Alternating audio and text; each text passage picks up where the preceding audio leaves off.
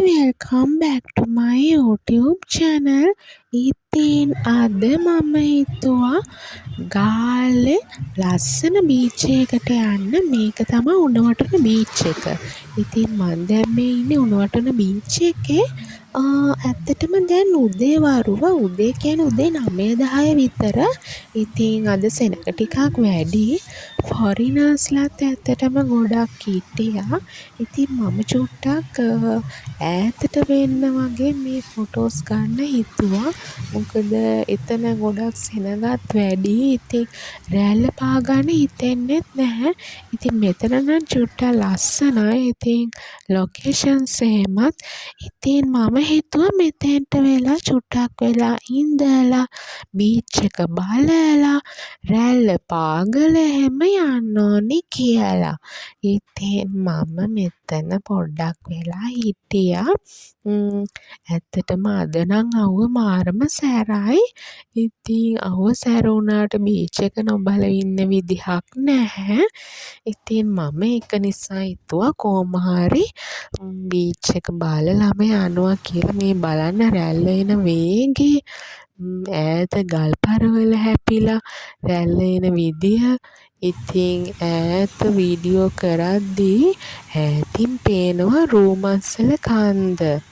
ඉතින් මම මේ සේරම බලලම අද මගේ ඉතිරි දවස ප්ලෑන් කරනවා කියලා හිතුවා.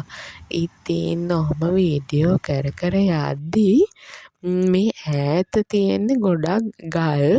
ඉතින් ඒ හරියට නම් යන්න අමාරුයි. ඉතින් කොහොම හරි ওই ටික බලලා මම හිතුවායි ගාල්ලේ කොටුවට එනවා කියලා. මොකද මට කෞතුකාගාරය බලන්න මිස් වුණා ඊයේ.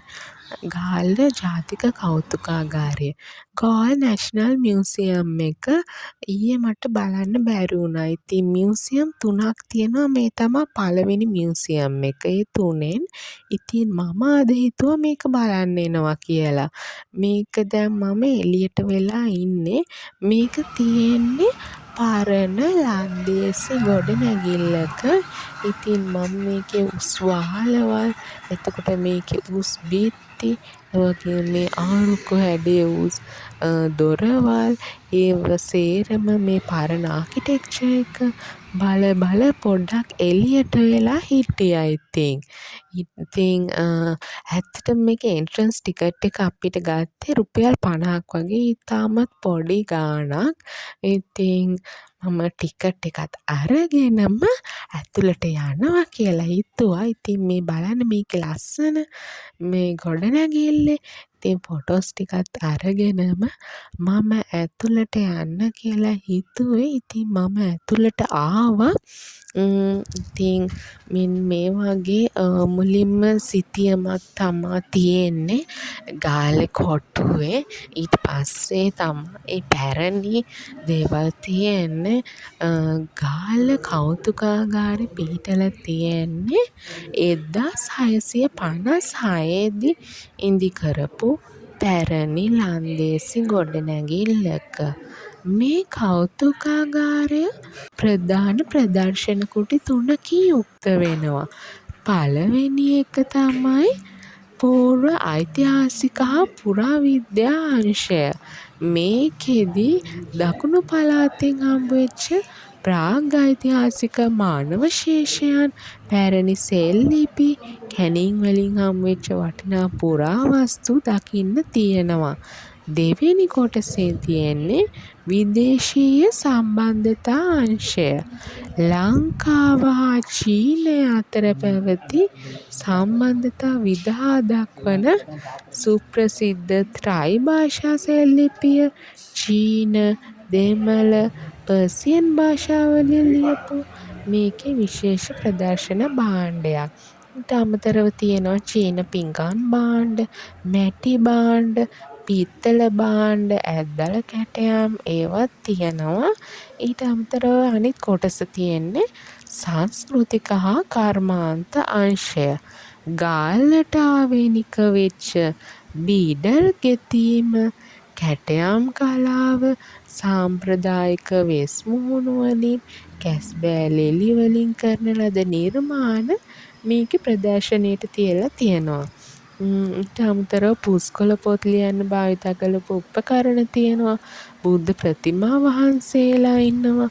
ධාතු කරඬු, ඇද්දල කැටයම් පබ්ලිකේෂනුස් තිබ්බා.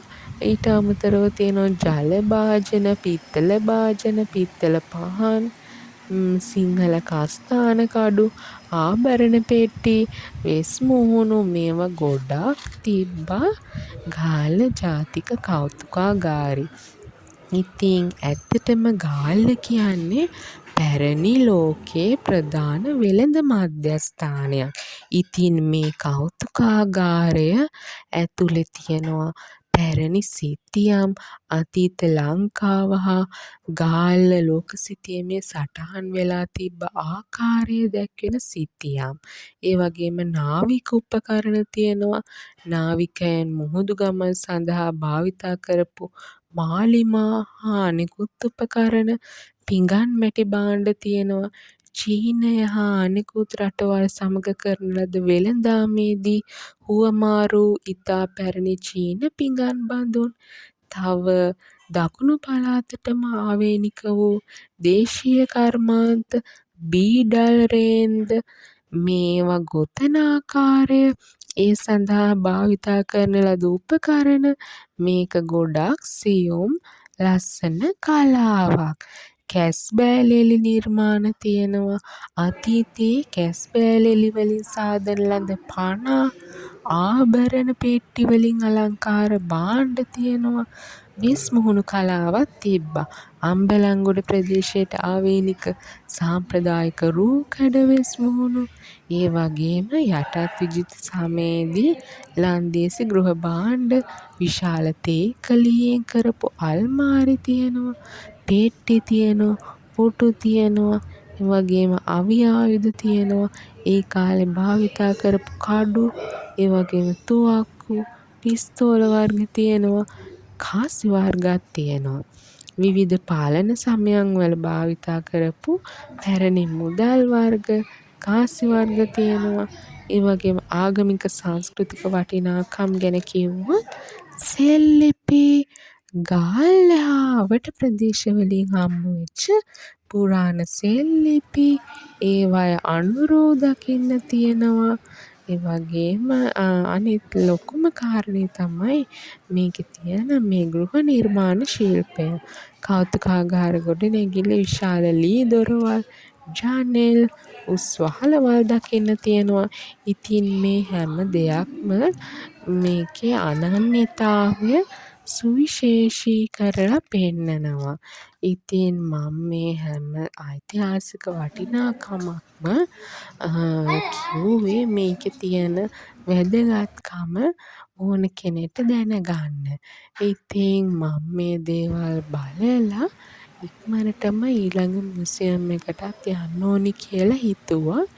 ඉතින් ඇත්තටම ගොඩාක් වටිනවා මේ දේවල් සංරක්ෂණය කරලා තියෙන එක අනාගත පරම්පරාවට වුණත්. ඉතින් මේ දේවල් බලලා ලංකාවේ ඉතිහාසය ඉගෙනගෙන ඇත්තටම තමන්ගේ දැනුමට යමක් එකතු කරගන්න පුළුවන්කම තියෙනවා. ඉතින් මම මේ දේවල් බලලම ඊළඟ එකට යනවා කියලා හිතුවා. ඉතින් මෙතන ලස්සන ෆොටෝස් ටිකකුත් ගත්තා. මේ තියෙන ගාල්ල සිතියම. ඉතින් මේවා ඇත්තටම මේ පරණ දේවල් මෙහෙම සංරක්ෂණය කරලා තියෙන එක ගොඩක් වටිනවා. ඉතින් ඕනම කෙනෙක්ට විශේෂයෙන් ෆොරිනර්ස්ලා එහෙම ඇවිල්ලා බලලා ඒගොල්ලෝ ලංකාව ගැන දැනගන්නවා. ඉතින් ඇත්තටම ගොඩක් වටිනවා. ඉතින් මම මේක ඇතුලේ වීඩියෝස් ටිකක් ගත්තා මගෙත්. ඇත්තට මේක ඇතුලේ ගොඩක් රස්නේ. ඉතින් මොකද මේක ගොඩක් පරණ ගොඩනැගිල්ලක් හින්දාමද කොහෙද. ඒත් ඉතින් මම කොහොම හරි ෆොටෝස් වීඩියෝස් ටිකක් අරගෙනම යනවා කියලා හිතුවා. ඊට පස්සේ මම ආයෙත් චුට්ටක් එළියට යන්න ඕනේ කියලා හිතුවා. ෆොටෝස් ටිකක් ගන්නත් එක්ක මේ වගේ ඇත්තටම කස්ථාන කඩු එහෙම සෑහෙන්න තියෙනවා මේ එක එක විදි වලින්. මේ පිස්තෝල එහෙමත් ඉස්සර කාලේ පාවිච්චි කරපුවා මේ සෙල්ලිපි. ඉතින් මම මෙතන ලස්සන ෆොටෝස් ටිකකුත් ගත්තා. ෆොටෝසුත් අරගෙනම මේ මගේ පිටිපස්සෙන් තියෙන පිඟාන මේ තව තියෙන බීරලු ගොතන විදිය බීඩල් කර්මාන්තය. ඉතින් මේ තව පිටිපස්සෙන් තියෙන තේ එක්ක ලියෙන් කරපු අල්මාරි.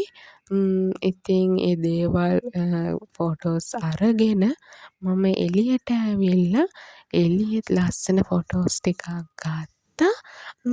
අරගෙනම යනවා කියලා හිතුවා. දැන් ඇත්තටම උදේ 11 පහුවෙලා 12ට විතර ඇති. ඉතින් මේ හරිය ඇත්තටම මාරම ලස්සනයි ඉතින් ලොකේෂන්ස්.